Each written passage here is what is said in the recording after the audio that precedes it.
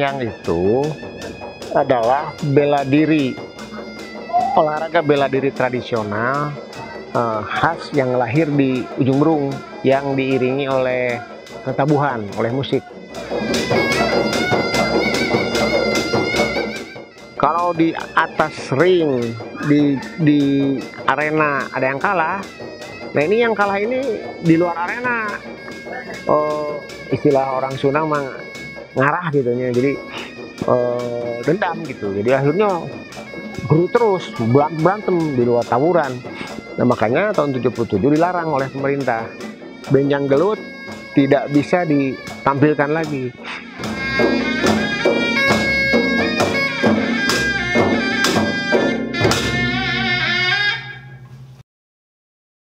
Jadi benjang itu konon katanya telah ada di negeri ini, khususnya di tanah Ujung Berung ini, itu sejak abad ke-18 katanya.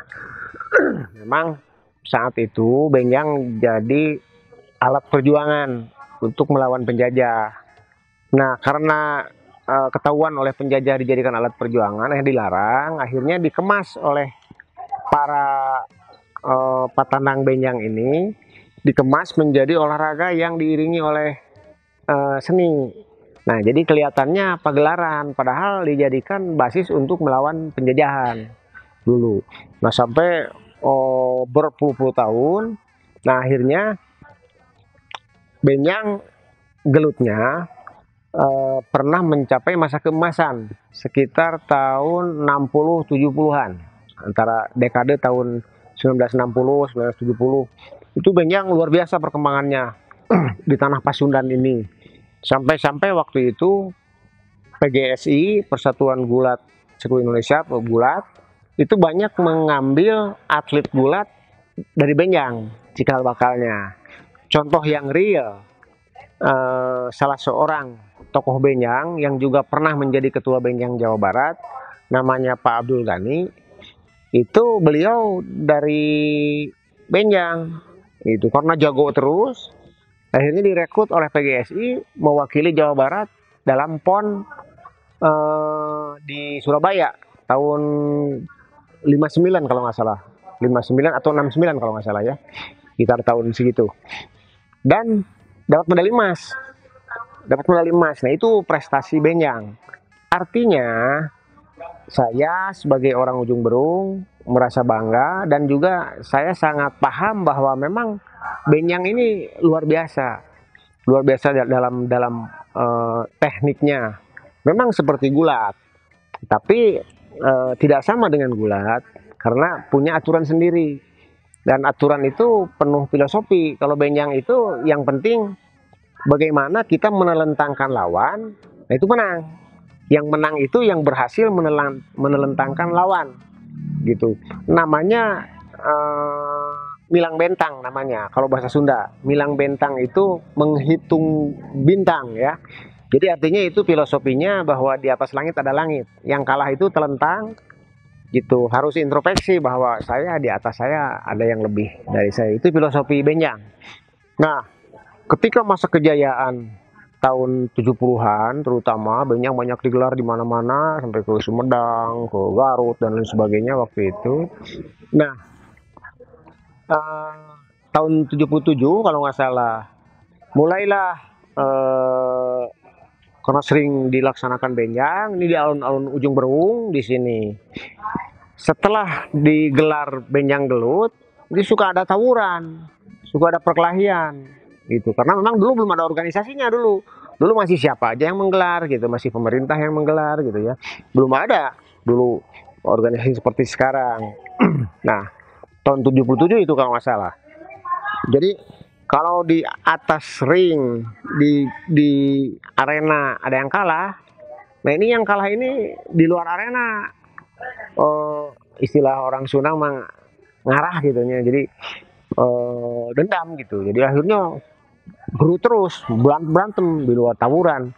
Nah makanya tahun 77 dilarang oleh pemerintah. Benjang gelut tidak bisa ditampilkan lagi. Dulu kan benjang itu bebas, siapa saja silahkan. Sekarang mereka harus masuk paguron, didaftar, jadi setidaknya mereka ada dalam daftar ketika mereka mau gelar. Sehingga kalau terjadi sesuatu, ya paguronnya diberi sanksi. Benyang itu memang sudah ada transisi, sudah agak tergerus, sudah ada apa stigma negatif. Mohon maaf, ini memang ini realita di lapang. Ada stigma negatif, mohon maaf, stigma negatif yang nempel di seni benyang. Apa stigma negatif itu? Pertama, sekarang nih apabila digelar benyang helaran, pasti menjadi, maaf, ada stigma negatif, menjadi arena mabuk berjamaah. Adanya unsur pengaruh-pengaruh negatif yang nempel. Sebetulnya pemain benyang tidak seperti itu, tetapi ada yang memang seolah-olah gitu ya. Jadi terus keduanya, benyang menjadi sarana kekerasan dengan adanya tawuran tiap ada pagelaran helaran benyang. Dan itu kita akui memang benar, itu yang terjadi di lapangan. Benyang itu yang memang kesenian yang penuh dengan edukasi, penuh dengan tuntunan, yang mempunyai kesenian yang luhur gitu, yang luhur memang penuh dengan pembelajaran kehidupan segala sesuatu kalau kita memang belajar tentang benyang. Sekarang juga mulai ada pembenahan masalah peraturan, masalah model. Jadi kemarin-kemarin kita mencoba membuat peraturan, tapi sedikit ada referensi dari gulat. Itu misalkan ditimbang ya, terus aturannya ya wasitnya dan sebagainya, aturan kayak seperti gulat gitu. Kemarin ya alhamdulillah lumayan maju. Namun kita sekarang ada kesepakatan, walaupun sebetulnya belum ada aturan baku harus seperti apa, karena kan harus paripurna, harus semua kan. Saya nggak mau bikin aturan sendiri gitu ya, harusnya semua diundang. Ini ada aturan seperti ini, setuju, harusnya kan seperti itu. Uniknya benyang itu kan berbeda dengan yang lain. Kalau benyang itu, kalau yang lain untuk mencari lawan itu ditimbang, kan ditimbang. Kalau benyang itu enggak, benyang itu ngibing kan. Jadi ngibing itu tidak sebatas ngibing. Ngibing satu orang misalkan masuk ngibing dia. Nah itu nantang, itu cari lawan. Kemudian masuk misalkan ada seorang misalkan dari pebenyang yang wah saya berani melawan dia, nah dia masuk. Terus jadi dua orang ngibing. Kalau yang pertama ini berani, dia nggak akan turun. Tapi kalau dia berani, dia nggak berani, misalkan begitu ngibing gini, dilihat wah ini lawan saya berat kayaknya. Jadi dia langsung mundur. Nah tinggal yang itu, yang masuk kedua tadi, nunggu yang lain gitu. Begitu dan selanjutnya sampai akhirnya ini begitu ada yang masuk ngibing, ini nggak turun, berarti ini berani gitu. Jadi di situ nilai-nilai fair play-nya di situ, naksirnya itu di situ. Jadi biar badannya gede, kalau ini berani dia nggak turun. Nah gitu, jadi terus dia dilanjut. Karena kalau gulat kan ditimbang, ada kelas, misalkan kelas 55 kilo gitu misalkannya, atau kelas berapa, ya sama kan. Nah gampang dia mengalahkan lawan karena memang ditimbang, karena dia kebiasaan melawan yang lebih berat dari biasanya. Kalau benyang begitu. Jadi uniknya benyang itu di situ gitu. Ditambah juga dalam pelaksanaannya kan sama sih dari dulu juga. Kalau ngibing itu iramanya pelan. Nah begitu pesek misalkan ini nggak turun, iramanya jadi padungdung kan, semangat kan, baru pertandingannya dilaksanakan. Jadi sebetulnya tidak banyak yang bergeser sebetulnya dalam perkembangannya gitu. Hanya kita menyesuaikan saja dengan zaman, menyesuaikan dengan zaman itu.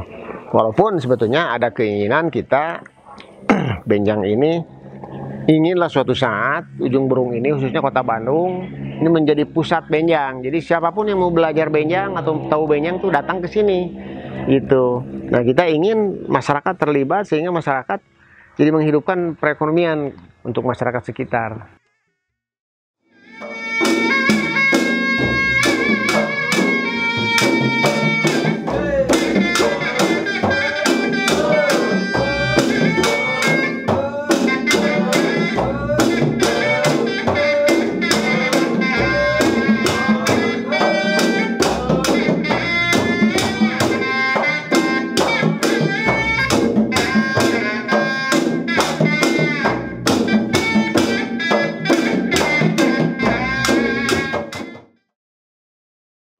siangnya itu biasanya ada benjang arakan, helaran. Jadi siangnya ada benjang helaran supaya orang yang dihelar itu ya benjang yang helaran itu kan ngeliling kampung biasanya. Jadi orang yang pada sekitar kampung di wilayahnya masing-masing itu dengar. Jadi ntar kalau udah ada helaran, ada disunatan itu malamnya pasti ada benjang gulatnya. Identik dengan benjang itu dengan alat musiknya. Karena orang kalau dengar alat musiknya, mungkin orang itu udah merasa mau untuk tampil layaknya petarung di atas itu. Jadi kalau udah dengar musik, udah orang itu siap-siap mau jadi petarung-petarung yang handal. Terus dalam benjang itu ada irama atau ibingan-ibingan yang harus dipatuhi, yaitu ada ibingan yang namanya puyung ungkuk, terus golempang, helang ngapak atau helang balik itu sama kalau gini kalau nggak bisa ya bisanya gaya bebas boleh-boleh aja. Yang penting mengikuti ritme atau gaya yang dia suka.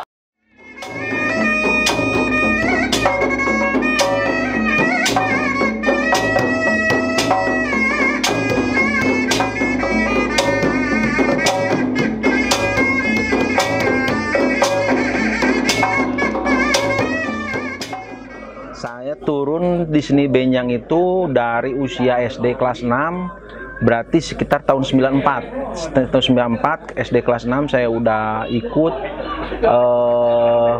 ikut belajar di rombongan yang memang rombongan paling tua yang ada di Ujung Berung, yaitu rombongan ayahanda dari Abah Didi ini, yaitu benjang grup benjang Bapak Ama, Aki Ama Doken dulu terkenalnya dengan Aki Ama Doken. Kebetulan itu adalah salah satu daripada grup benjang yang cikal bakal tercipta seni benjang di pengembangan dan penciptaan seni benjang di wilayah Ujung Berung. Dari catatan sejarah beberapa tokoh-tokoh benjang, karena terciptanya benjang itu memang hanya permainan yang dimainkan di amben, sesamben bujang namanya, sesamben budak bujang. Sesamben itu balai-balai depan rumah, budak bujang anak muda karena dimainkannya oleh anak muda. Nah, yang anak mudanya bermain seperti olahraga para petani dulu main dogong, main gitu, udah berkembang lah sebenjang. Nah, karena ini adalah yang kental dengan penyebaran agama Islam, diiringinya dengan ini yang memang katanya berakulturasi dengan adanya alat musik yang lain. Inilah salah satu bentuk dari kreativitas seniman-seniman zaman dulu yang memang bisa mengkolaborasi atau berasimilasi menjadi kesenian baru.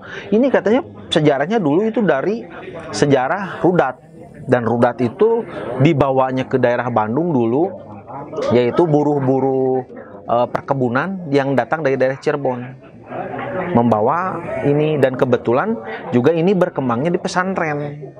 Alat musik dasarnya memang ada 4 buah terbang, 1 buah kenang, terus 1 buah bedug kebetulan hari ini tidak dibawa, 1 buah bedug, 1 buah trompet, 1 buah kecrek. Itu adalah alat musik. Jadi 4 buah terbang, 1 kenang, 1 kecrek, 1 trompet, 1 kulanter. Jadi 8 alat musik sebenarnya. Itu yang menjadi dasar dari seni benjang sebenarnya itu. Hanya itu. Tetapi dengan perkembangan zaman, adanya variasi-variasi dari segi lagu, dari segi pola tabuh, ini bisa dimasukkan lagi alat musik yang sebenarnya memang bukan dari benjang, yaitu goong. Goong baru masuk, tetapi sebenarnya kalau pada benjang asli tidak memakai goong. Nah, karena kemajuan zaman, jadi istilahnya kalau di Sunda ada peribahasa kudu minung ke waktu mi bapak ke zaman. Jadi kudu bisa ngigalan zaman. Maksudnya dengan majunya kemajuan zaman, terus adanya seperti lagu-lagu baru, seni benjang juga ikut transformasi, ikut bermetamorfosis. Tetapi itu memang hanya hanya kreativitas saja. Hanya kreativitas saja untuk mengimbangi kemajuan zaman. Sebenarnya hanya 8 alat musik. Tetapi 8 musik itu terlihat sederhana, tetapi sangat-sangat sulit untuk memainkannya. Karena ini semua meskipun bentuknya sama, beda ukuran, cara nabuhnya juga beda. Ada yang nabuhnya dengan hanya sebatas satu jari, satu buku jari seperti ini. Nah, seperti nabuhnya segini, hanya sebuku ini. Kelebihan. Nah, kalau kelebihan suaranya nggak bakal dapat. Enak. Jadi hanya sebuku ini.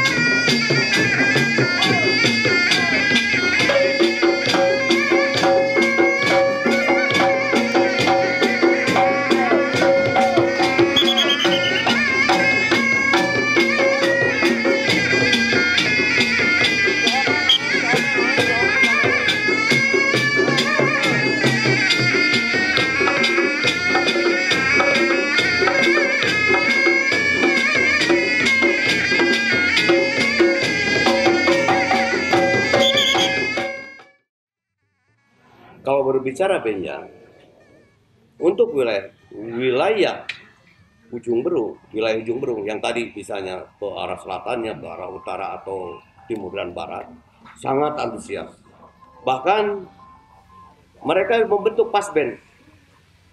Ada pas band karena salingnya itu ya, salingnya dalam artian merasa dia senang dengan keadaan seni tradisi budaya benjang itu.